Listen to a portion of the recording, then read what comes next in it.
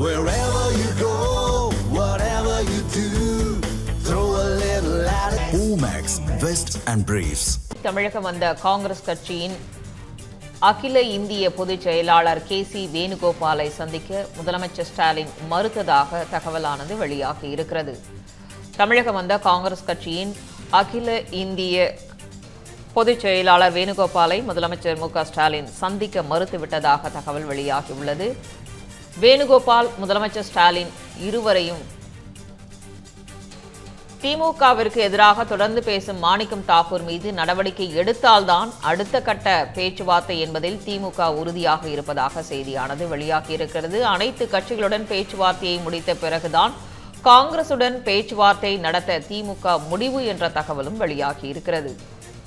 காங்கிரஸ் மீது உள்ள அதிருப்தியால் தேசிய தலைவர்களை கூட திமுக புறக்கணிப்பதாக அதிர்ச்சிகரமான தகவல் வெளியாகியிருக்கிறது. இது தொடர்பான முழு விவரங்களையும் தலைமைச் செய்தியாளர் விக்னேஷ் வழங்க கேட்கலாம். விக்னேஷ், தற்பொழுது தமிழகம் வருகை தந்திருக்க காங்கிரஸ் கட்சியின் அகில இந்திய பொதுச் செயலாளர் வேணுகோபாலை சந்திக்க மு ஸ்டாலின் மறுத்ததாக ஒரு செய்தியானது கிடைக்கப்பெற்றிருக்கிறது. முழு விவரங்கள். வணக்கம். திமுக மற்றும் காங்கிரஸ் கட்சிகளை சேர்ந்த இரண்டாம் கட்ட தலைவர்கள் மத்தியில் மிகப்பெரிய மோதல் போக்கு உருவாகி இருக்கிறது.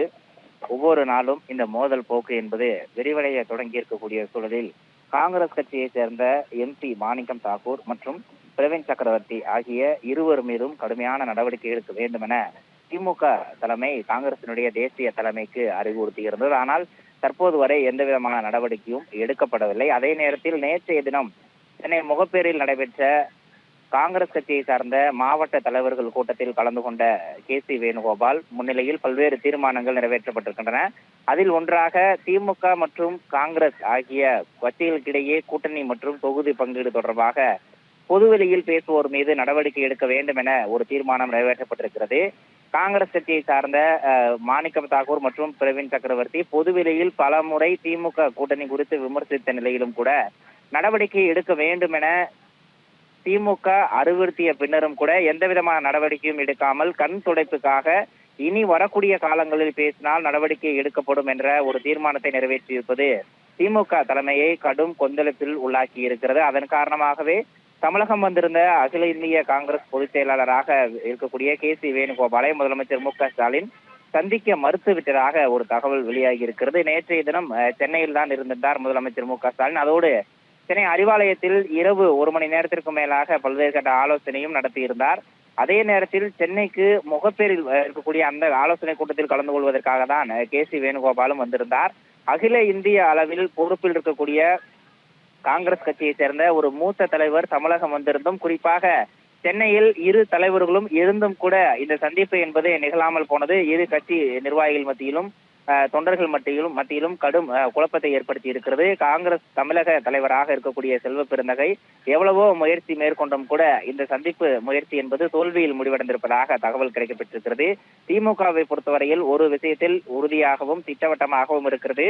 திமுக தலைமை குறித்தும் ஆட்சியில் பங்கு தொடர்பாக பொதுவெளியில் செய்தியாளர்களை சந்தித்தும் சமூக வலைதளங்களில் பல்வேறு கருத்துக்களை பதிவிட்டும் சர்ச்சையை ஏற்படுத்தி இருக்கக்கூடிய மாணிக்கம் தாக்கூர் மற்றும் பிரவீன் சக்கரவர்த்தி மீது நடவடிக்கை எடுத்தால் மட்டுமே அடுத்த கட்ட பேச்சுவார்த்தை என்பதில் திமுக திட்டவட்டமாக இருப்பதாக தெரிவித்திருக்கிறது. காங்கிரஸ் கட்சியை பொறுத்தவரையில் 2 கருத்துக்கள் இருக்கின்றன. 2ஆம் கட்ட தலைவர்கள் திமுக கூட்டணியை விட்டு வெளியேறி தாவேகாவுடன் இணையலாம் என்ற ஒரு பேச்சுவார்த்தையும் ஈடுபட தொடங்கி இருக்கிறார்கள். மற்றொரு தரப்பு திமுகவுடன் மட்டுமே தொடர வேண்டும் என்பதிலும் உறுதியாக இருக்கிறார்கள். காங்கிரஸ் கட்சியினுடைய இரட்டை நிலைப்பாடு, அதற்கு எதிர்நிலையில் இருக்கக்கூடிய திமுக நிலைப்பாடு என கூட்டணிக்குள் பெரும் சலசலப்பு ஏற்பட்டிருப்பதை பல்வேறு செய்திகள் உறுதிப்படுத்தக்கூடிய வகையில் அமைந்திருக்கின்றன. 22ஆம் தேதிக்கு பிறகு கூட்டணி பேச்சுவார்த்தை தொடங்கும் என திமுக தலைமை அதிகாரப்பூர்வமாக அறிவித்திருக்கிறது. அப்படி பேச்சுவார்த்தை தொடங்கினாலும் கூட திமுக கூட்டணியில் காங்கிரஸ் கட்சியை தவிர்த்து மீதம் இருக்கக்கூடிய அனைத்து கட்சிகளுடன் கூட்டணி பேச்சுவார்த்தை மற்றும் தொகுதி பங்கீடு உறுதி செய்த பிறகு இறுதியில் மட்டுமே காங்கிரசுடன் பேச்சுவார்த்தை நடத்துவதற்கு திமுக திட்டமிட்டிருப்பதாக தகவல் கிடைக்கப்பட்டிருக்கிறது. இதன் மூலமாக தேர்தல் நெருங்கும் வேளையில் கூட்டணியை உறுதி செய்வதோடு குறைந்த தொகுதியிலேயே காங்கிரஸ் கட்சிக்கு ஒதுக்கி நெருக்கடி கொடுப்பதற்கான நடவடிக்கையும் திமுக தலைமை எடுத்திருப்பதாக கூறப்படுகிறது. விவரங்களை வழங்கியமைக்கு நன்றி விக்னேஷ்.